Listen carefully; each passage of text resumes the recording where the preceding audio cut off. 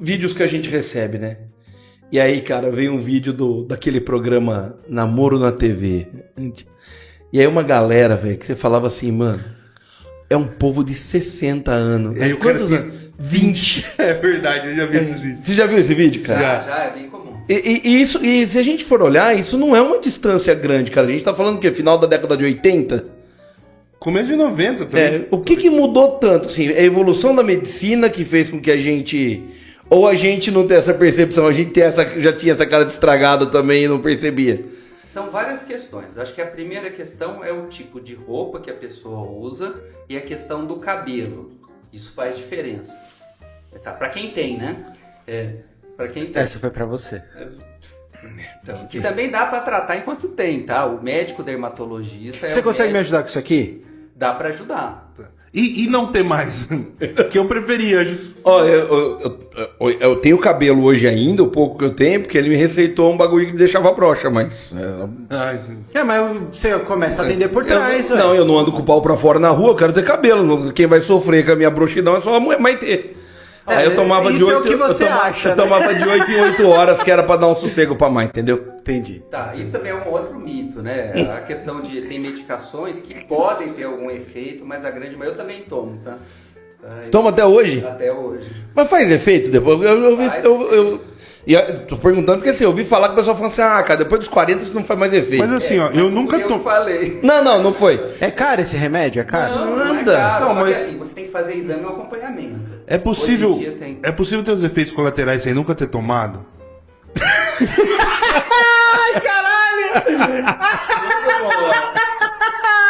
Muito bom.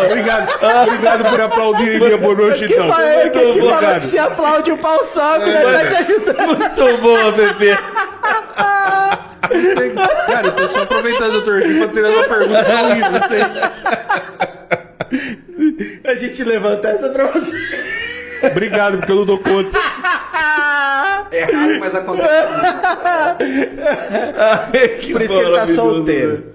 E estávamos falando do cabelo que deixou o Pepe broxa. Tá, muitas coisas que a gente imagina não são do jeito que a gente imagina. O cabelo é uma delas.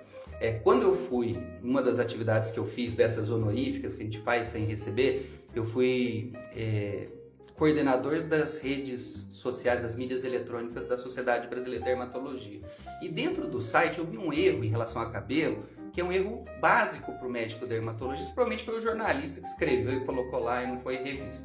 E é o seguinte, e é uma coisa que todo mundo pensa, só para sair do assunto do dezembro laranja, porque eu acho isso muito legal. A pessoa pensa na calvície como uma queda de cabelo, né? Não é? Vocês pensam? Queda de cabelo, né? Então não é. Como assim, não é? É espaço pro corte, então não é. Na verdade, o que acontece é um processo chamado miniaturização capilar. O cabelo vai ficando pequenininho por uma questão genética. Quando você vai ao médico dermatologista falando, olha, meu cabelo está caindo muito, isso não é calvície. Isso, muitas vezes, é o que a gente chama de eflúvio telógeno. Aconteceu muito no Covid.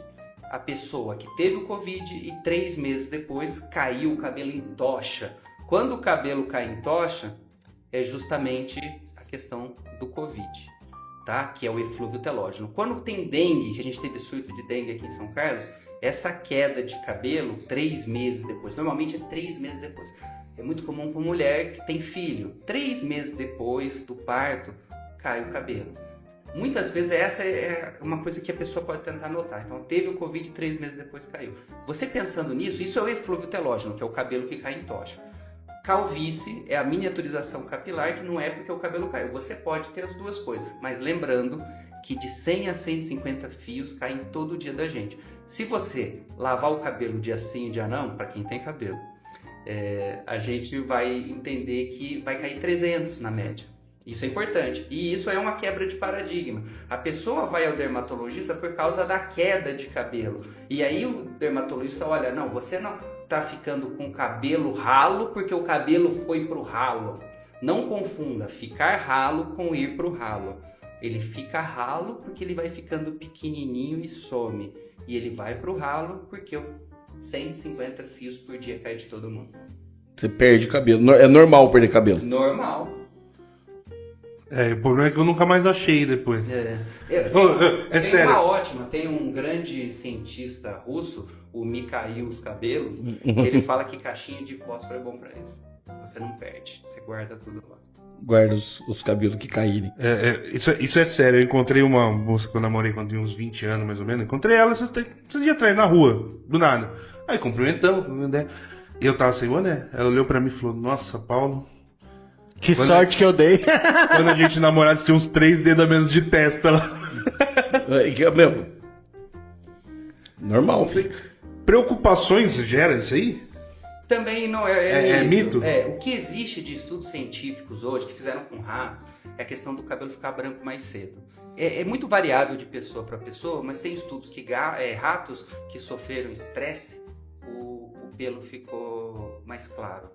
Mas em termos de queda de cabelo, não. Você pode ter momentos desse eflúvio telógeno que você pode ficar estressado, aí você come de uma maneira ruim e isso levar à queda do cabelo transitória. Mas não de uma forma definitiva e não é a calvície. E é aqueles sprayzinho, aquilo resolve? Tem vários tipos de sprayzinho. Minoxidil é o cara da vez. O minoxidil ele tem algumas características interessantes, só para falar, porque não é todo tipo de minoxidil que é bom. Tá? Você tem alguns subtipos de minoxidil que não funcionam. Às vezes a pessoa vai comprar pela internet e ela fala assim, olha, eu comprei um que é um minoxidil strong, ele tem uma concentração muito maior e às vezes é do subtipo, que quando você pensa, aí é uma outra discussão, é química, a gente sai da física. Vocês lembram da mistura racêmica? Tá? Você já ouviu falar nisso? Isso aprendeu no colegial, né? Tá? É que pra ele faz muito tempo isso já. E outra, eu não Eu até sei, mas eu queria que você explicasse pra eles. Eu não prestava tanta atenção na aula assim, ensino médio. Você tinha os levógenos e os destrógenos. Tá? Que você vai ter, na verdade, quando você pensa numa substância química, você vai ter uma estrutura tridimensional. Por isso que essa estrutura química ela vai agir num receptor dentro da célula. Por isso tem muitas discussões, fala assim, eu uso um remédio que é baseado em energia, se isso vai funcionar. Porque ele não tem o processo químico que vai chegar lá. Tá? Então tem até isso aí a gente é um podcast, 10 podcasts só para falar sobre medicação, mas basicamente você pode ter pode ser um minoxidil, mas dependendo do tipo de minoxidil, aquela estrutura não vai ativar o receptor que a gente quer, que ainda é desconhecido, mas que não seria o ideal, que às vezes é mais fácil, por exemplo, a pessoa vai manipular um produto ou vai comprar pela internet, às vezes está usando minoxidil, mas é um tipo de sal que não vai ter um efeito para isso. Isso é interessante saber também. E às vezes a pessoa tem efeitos colaterais que a pessoa precisa saber para ver qual é a melhor medicação que vai usar. E às vezes até fazer procedimentos específicos que a gente faz junto. Às vezes com tecnologias de luz que estimulam o crescimento de cabelo e às vezes com aplicações locais no couro cabeludo. Que a gente faz essas associações. Eu ia fazer uma outra pergunta do minoxidil. Existe algum estudo correlacionando, por exemplo, o uso de minoxidil com surgimento de câncer de pele? Olha, só pra galera que usa indiscriminadamente, assim. De uma forma tão objetiva, não. O que existe associado é uma medicação de pressão arterial com melanoma, que chama hidroclorotiazida, que ela tem uns outros problemas também. E é uma medicação que se usa muito no dia a dia, mas também são estudos que foram feitos com N baixo. Por isso que, quando a gente fala em medicina baseada em evidências, a gente não consegue realmente fazer uma associação de causa e efeito. Por isso que é muito importante, quando a gente fala assim, qual é a sua... você não acredita, você está indo mais para um lado religioso da medicina? Não, o médico, ele pode até acreditar, por exemplo, que se fizer uma yoga vai ser bom para o seu paciente. Mas ele, como médico, o que ele tem que entregar ou deveria seria medicina baseada em evidências. Seria você chegar e não falar o que você pensa, e sim o que é ciência. Mas a ciência também ela é mutável. Mas é muito mais seguro você tentar basear a sua vida na ciência, que ela vai conseguir se reproduzir em algum outro lugar do planeta, do que na cabeça de alguém que convence pessoas que às vezes até acreditam que aquilo vai fazer mal. Um exemplo claro disso, vocês lembram do Linus Pauling? Lembro. Linus Pauling, ele ganhou um prêmio de química e ele era ótimo, né, na área dele. Mas aí ele colocou que a vitamina C ela poderia fazer a pessoa viver mais para o efeito antioxidante. Isso nunca foi provado. Se usa a vitamina C para efeito antioxidante na pele também, mas para esse efeito que a pessoa vai viver mais, inclusive ele morreu de câncer, né? Até abafaram isso na época que ele morreu. Então ele era um excelente cientista na área dele, mas que ao mesmo tempo ele não conseguia ficar na área dele. Então ele queria falar de um assunto que aí era um papo de comadre, que é que a vitamina C ia fazer um bem danado para a vida, que vai mudar. Isso não foi comprovado até hoje que aumenta. Existem até algumas discussões, se você usar muito, isso em trabalhos científicos, muitas substâncias que você vai ter um efeito, como a vitamina C, que a gente chama de antioxidantes, de inclusive aumentar a chance de ter câncer de uma forma geral.